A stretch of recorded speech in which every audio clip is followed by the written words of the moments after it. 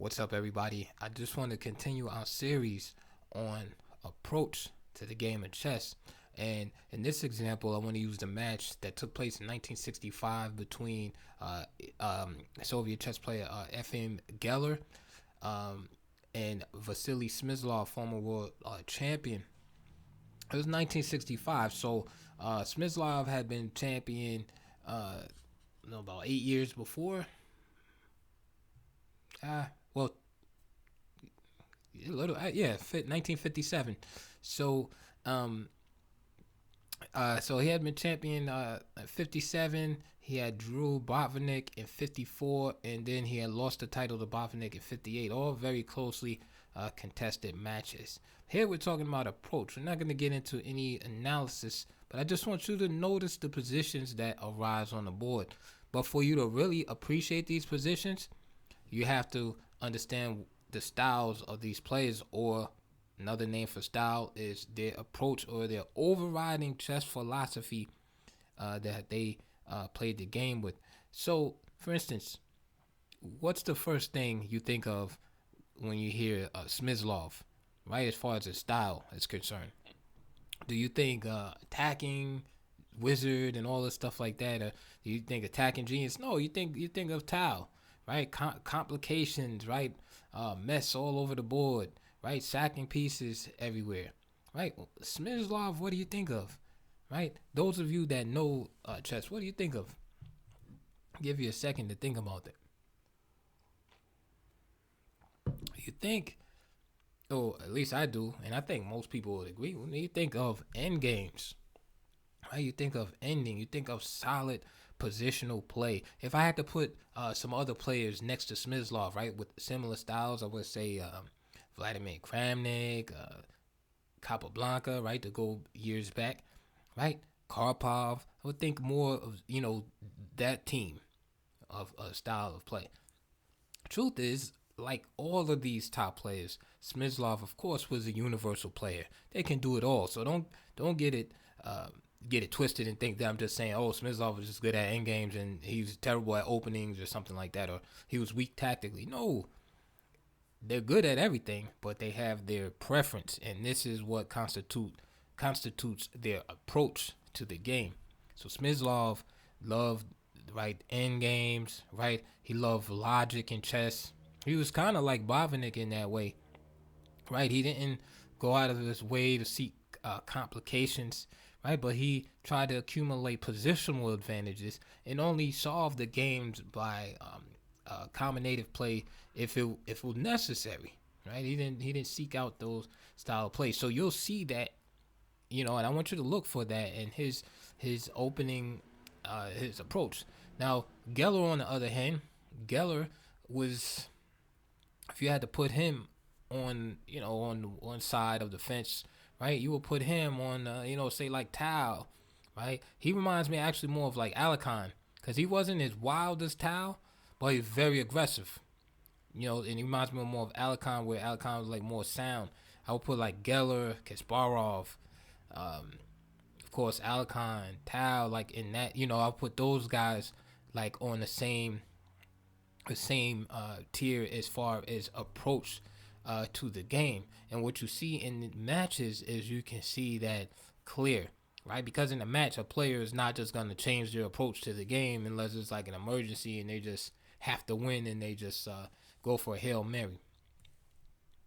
This is game one between Geller with the white pieces and Smyslov, right, the black pieces. So let's see Geller's approach. Again, d4. Like I said, he reminds me of Alakon. He plays d4, but he's an aggressive d4 player. See Smyslov, right, playing this Nimzo. Right, things look pretty symmetrical. Castles b5. Everything looks normal enough. C takes d5. Knight takes d4. Geller avoids an isolated pawn. Bishops come off the board. Queen takes f3, rook a7, b4, bishop b6, knight c6, and you can see there's a bunch of pieces coming off the board, and this is like right up Smyslov's alley. However, white He's able to get some pressure in the position. And although this is Smyslov's air quotes type of position, he gets himself in trouble, and actually he would go on to lose this game. And this game is like a harbinger of things to come, because if someone can beat you at your own game, so to speak, then you're in deep trouble, right? If you're in your wheelhouse and the person can still beat you, that's a bad sign of things to come. And in this particular match, Geller won this match. It was an 8-game match, by the way. He won 5.5, 2.5. So he shut out Smyslov in this match. He won 3 games decisively, and this is game 1. And I think this set the tone for the match, right? Smyslov got into the ending. Of course, White had a slight initiative. That's all he needed, and he was able to outplay. I'll just go through these moves real fast. He was able to outplay Smyslov in the ending here, and I think that really just set the tone for what was to come. All right, because I think Smyslov got what he wanted, and he still lost, and it was like, uh-oh. And after King E4, Smyslov resigned. Now, Smyslov has the white pieces. This is game 2, and I just want to show you again Smyslov's approach. And again, the game 1, that was like a Smyslov type of game, even though he lost. So Smyslov with the white pieces. He's playing in English. And look at the type of position he sets up. Right? Pretty quiet. Quiet type of position here. He had this Botvinnik English. This game would end in a draw. But you can see the type of position Smyslov is going for. Right? He's not trying to sacrifice pieces. He's trying to gain outside pass pawn, or develop a 3-2 majority on the queen side, and just push the pawn up the board. So here Geller defended well, and he was able to secure the draw. But still, so far the first 2 games were more a reflection of Smyslov's type of approach. And this is good for Smyslov, because you figure if the guy still is playing your type of game, you're gonna come out better at some point. This is game 3. Geller has white pieces again, and I'm showing you these games because I want you to see the difference in the position. Remember, I told you Geller was an attacking player. Look what happens here after E takes D5. C takes D5. Knight takes D5. Bishop takes H7. So now the quietness is out, and now we see the chaos erupt on the board, and this favors Geller here in game 3. Queen takes D5, and of course the rook is threatened on A8. Smyslov trades down, and now Queen F6 here. Okay, I just wanted to pause a second and just put some graphics in there. So here, I didn't want you to think Smyslov just overlooked the rook in the corner on A8, but he plays Queen F6, and of course if Queen takes A8, then Queen C3, check, etc., etc. So Geller castles, Knight C6, E4, Queen H5, rook over. And I just wanted you to see this game because now you can see that the play or approach is shifting in the favor of Geller, right? Queens are on the board, position, heavy pieces still remaining on the board, imbalances in the position, and White is able to conduct a piece-centered attack. Contrast that with the position we saw in game 2, where Smyslov was just trying to push the B pawn up the board and hopefully make it queen. Here we have Geller with his rook on the 3rd rank, bishop and queen on the 4th rank, ready to attack. Of course, he avoids the trade of queens there, right? And this is one of the classic games. Like, we're not going to go over this game, but this is definitely a game you should check out. One of the classic attacking games from Geller. Of course, Smyslov is trying his best to defend. Geller gives up a piece. And man, this is just something else. It's hard. I want to go on, but it's hard for me to not go on because it's such a great attack. And Geller will go on to win. But again, I wanted you to see the difference in approach. All right, and this is how you have to, make decide like how you gonna play. Like what's the style are you gonna adopt, and then your opening repertoire should reflect that. Every system that you have, you pick a system against E4, E5. You pick a system against the Sicilian, French, Pirc, Caracan. They all should have that approach. Whatever it is that if you want to be, positional play, it all should have that same approach to it. Okay, let's move on here. Again, back to Smyslov with the white pieces. Again, you can see his style very clearly. He's just trying to keep things quiet. He's like, hey, I'll set up over on my side of the board. You set up on your side of the board, and I'm gonna outplay you, right? I'm gonna pull a Vladimir Kramnik on you, right? He's like Kramnik before Kramnik, right? He's gonna just make little, try to force you to make little positional concessions here and there, and then just gradually outplay you. Nice move by Smyslov there. Queens come off the board, and again we're in Smyslov's territory. However, Geller proved to be up to the task, and so the difference here is this. And you see Geller picking up that pawn there, and now it's Smyslov that has to make sure that he draws the game. And the game, and this game ended in a draw. So the point I'm making is that Smyslov was he obtained the type of positions that he wanted, but Geller was up to the task as far as defending them and basically saying, hey, I can play in the universal style. This is not my forte, but if I have to play these endings, I can do that too. And he was able to show, as he did in this game, that he can go blow for blow with Smyslov. However, Smyslov wasn't able to do the same thing. So when Geller obtained the positions that he wanted to have, Smyslov was not able to hold. So again, this is game 5. Grunfeld, this is, again, you must look at this match. Like, I'm not going to go over in detail, but you got to look at this match if you're a fan. So Geller is white, Smyslov black, Grunfeld, big center. And this is great. Big center plus pieces. This is great for attacking player. F4, just extremely aggressive. So he's like saying to Smyslov, hey, I'm just going to blow you off the board. Right? With F5, exchange, open up everything, and just mate. Gets off the diagonal over there. There's F5. Knight A5. A lot of pieces being kept on the board by Geller here. Queen C6. Rook F2, just ensuring against any okie doke. With rook takes E3, for example.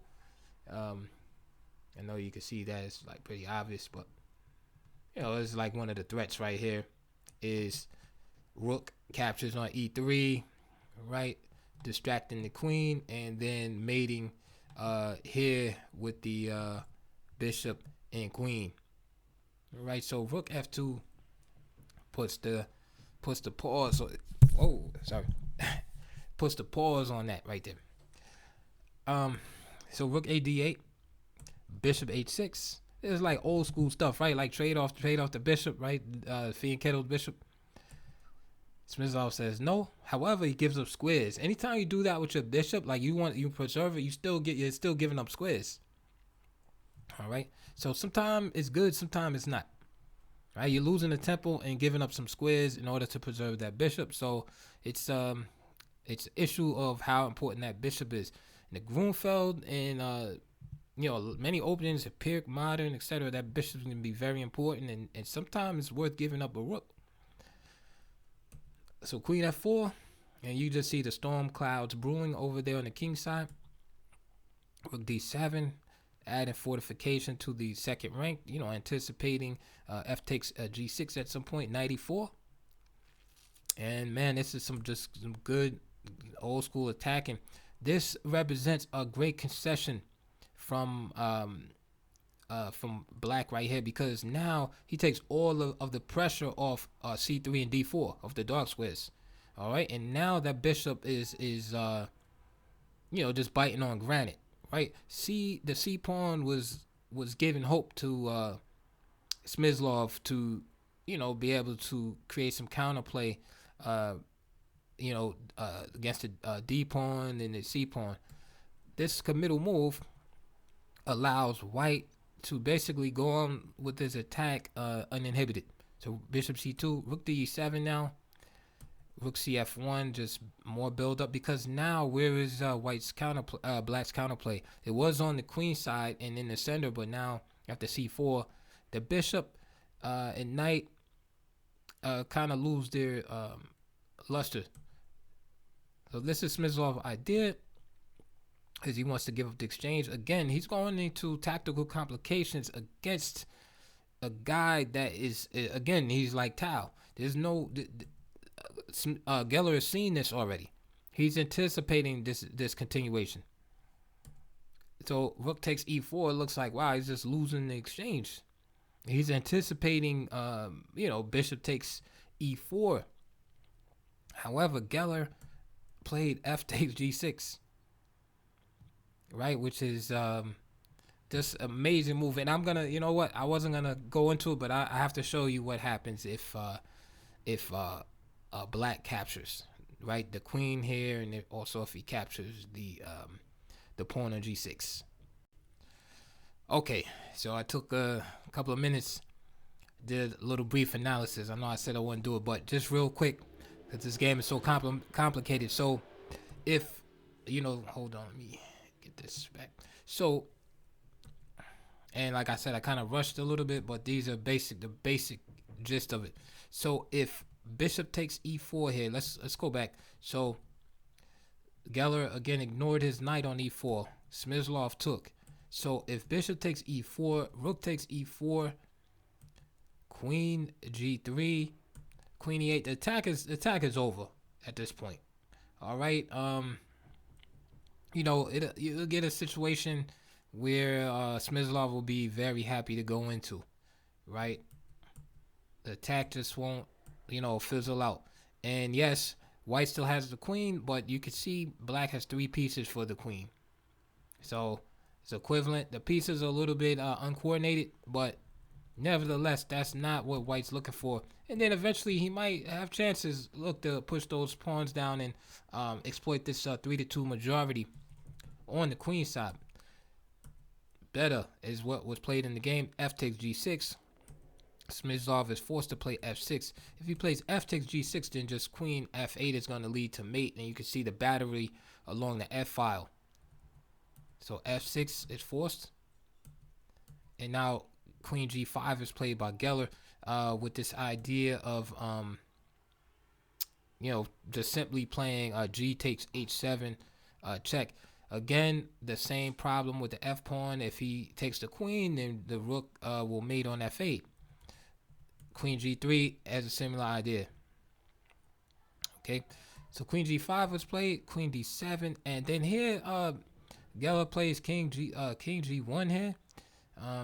For some reason, he could have just played. I don't know if that's a mistake or something, but anyway, it has it there in the notation. So after queen g5, queen d7, he plays king g1. Superior is just g takes and queen h5.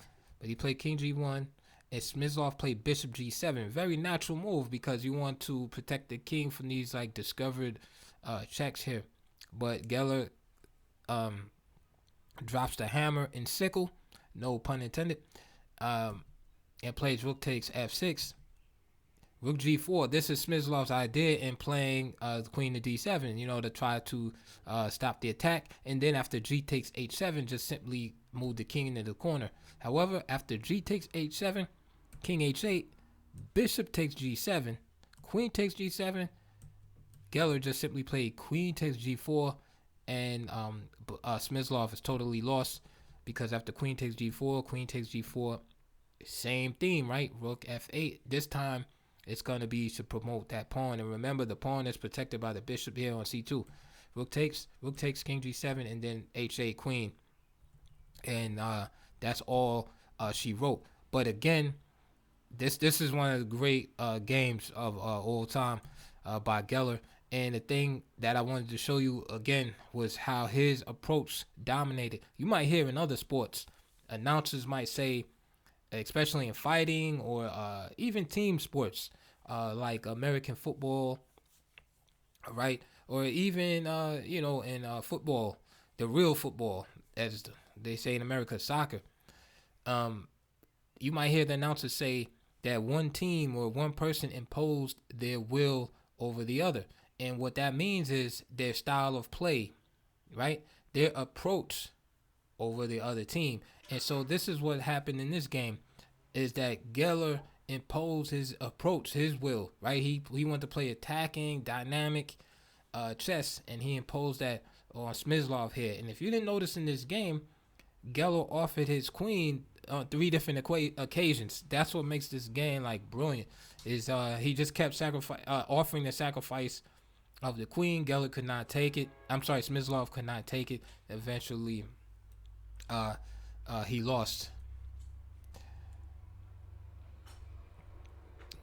Game 6, same thing. Again, notice the contrast and approach. This is Smyslov with the white pieces, and no matter what happened in the other game, all the fireworks, he just simply wants to have a nice positional game. Hopefully, create some type of pass pawn, and go from there. And this game ended in a draw. Actually, it would be a perpetual here. That was game 6. Game 7, and I think at this point, Smyslov had conceded, mentally the match anyway. And you can see even here, Geller accepting an isolated pawn position. Again, this is all part of that approach, and that's what I'm trying to get you guys to realize out there. Like, if you have a certain attitude toward the game, you have to gear your openings toward that so that you can have the type of positions that you want to play. Right, you need to have those positions on the board that are going to be conducive to your approach. So if you're in the style of Geller, you don't want to be playing. You don't want to play like this. If you're white, this type of position. So finally, game 8, Smyslov again. Right, and again, if you're a positional player, hey, this is for you. If you're like quiet, you want complications to be held off, this is for you. And again, Smyslov's former world champion as well as Botvinnik, Kramnik, so Capablanca. So don't think that just because Smyslov was smashed in this match doesn't mean that it's not a good style to a good approach, right? Let's keep with the same terminology. Good approach, be a positional player. But we could see that in this particular match, Geller was just on top of his game, and Geller, if he was able to, win another match in the candidates, he might have been world champion, because I think at this point, 65, 66, I think, I don't know if it could be Petrosian. At the time, when Spassky tried, and they have similar styles. I think Spassky's probably a little bit better than Geller was. So Spassky couldn't beat him. So who knows? But very very strong match by Geller here. And again, I hope you enjoyed this video on approach. If you want to see more of these videos, let me know in the comment, and I'll look at different matches. I can even go to Anand Kramnik 2008, which is a fantastic match. If you want to contrast styles and approach, again, you have the same type of approaches that you see in this match. right? Think about it. You Smyslov, the quiet positional player, and Geller, attacking player, well-rounded, enjoys complications. And what did you have in the Kramnik Anand match? Right? You had Anand, complications, right? Stirring up the pot all the time. And what openings was Anand playing? If you remember that match, we're gonna look at that. I think one of these times, right? But Anand was playing the Moran variation, right? He was playing these sharp Slavs, these Botvinnik variations in the Slav, right? Because he was looking for positions that were gonna be conducive to his style more so than Kramnik. So, hope if you didn't get anything out of this video, know that the approach is everything. You must have a overriding guide to how you're gonna approach the game, and therefore you'll see that approach reflect in all your opening choices. And so hope you enjoy that. Like, let me know what you think in the comments below. And again, please support my channel, Chess Audio Books, on chess.com, Lee Chess, Twitter, and Instagram. Like I said, go to the links below, hit the donate button, check the video DVD links for more information down there, and I'll see you guys soon on the next video.